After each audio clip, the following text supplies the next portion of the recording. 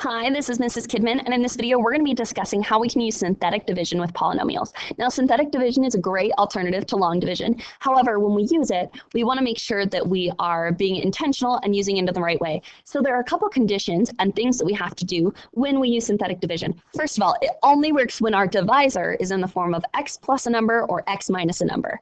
That has to be a constant number, not a variable. Now, our x value has to have a degree of 1, and it cannot have a coefficient on it. So literally, the only things are x plus a number, x minus a number. When we do synthetic division, what we're going to do is we are going to look at that divisor that we have, and whatever that constant is, we're going to do the opposite sign of it. So if it's a plus 7, we're going to write a minus 7, where we put that divisor. If it's a minus 3, we're going to write a positive 3 there. And then lastly, when we write out all the coefficients, which is the way we do synthetic division, make sure you include all of the coefficients, even if there's a coefficient of 0. So in this next slide, we are just going to discuss whether or not we can actually use synthetic division here. So let's take a look. The way we decide is just by looking at our divisors. So that's going to be looking at these pieces here. And we can decide, does it work or does it not? So this first one, is it in the form of x plus a number or x minus a number? The answer is yes, because it's just x minus 3. Our next one is x minus 5, so that one also works. Now this third one down does not work because of that x squared. Okay, our fourth one down doesn't work, first of all, because it has 3 terms, but also because of that x squared piece. And then our last one here doesn't work because of this 2. We have to just have an x with a coefficient of 1. We cannot have a coefficient of 2 in order to do synthetic division. So let's go over how we actually do synthetic division. Now, a lot of people like it because it's a little bit less arithmetic heavy than long division, but it is only able to work in certain situations. So long division will always work. Synthetic division only works if our divisor is x plus a number or x minus a number. So what we're going to do first is draw a little box here. And in this box is where we're going to put the number that we're dividing by. And so that's going to be the opposite of whatever's inside of our divisor, the opposite of that constant. So we have a -3 in our divisor, so I'm going to put a 3 here. Then the next thing I'm going to do is I'm going to write all of the coefficients to my values up next to it. So the coefficient on this first one is 1, the next one is 3, and the last one is -15. Then I'm going to draw this long line here and put a little box here. This is going to be our remainder down here, whatever it is. So what I'm going to do first is I'm just going to drop down my 1. And then when we do synthetic division, we take our first number, multiply it by our bottom one. 3 times 1 is 3. And then we are going to add the numbers down. So 3 plus 3 is 6. Then we're going to do 3 times 6, which is 18.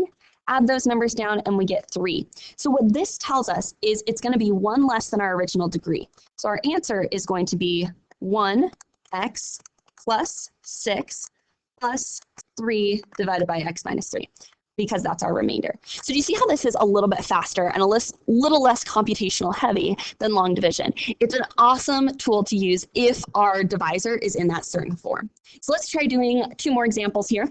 So what we're going to do is divide this one using synthetic division. So we're going to set up our little box. The opposite of this sign is 1. Then write our divisors here. So I've got a 1, -1, -2, and 8. Now notice how the sign goes with it. So the sign in front of it attaches to this one. It goes with this one. It goes with this one. And then what we're going to do is draw a little remainder box here. So we know that's what goes in that bottom corner. Our 1 comes straight down. 1 times 1 is 1. -1 plus 1 is 0. 1 times 0 is 0. -2 plus 0 is -2. And 1 times -2 is -2, which gives us a 6. So because our degree here was 3, we know that our answer here is going to have a degree of 2, where we've got 1x squared plus 0x minus 2 plus 6 over x minus 1. Some people will also write this as x squared minus 2 plus 6 over x minus 1. We don't have to write this term here, but it's not wrong to write that term. So you can always write it if you want to, but oftentimes we'll see it simplified without it. Okay. So let's go over one more example here by when we're dividing using synthetic division.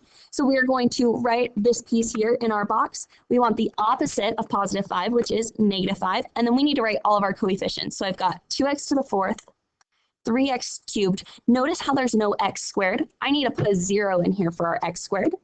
5, and then 1. So notice that if I have x to the 4th, I should have 5 pieces down here every single time.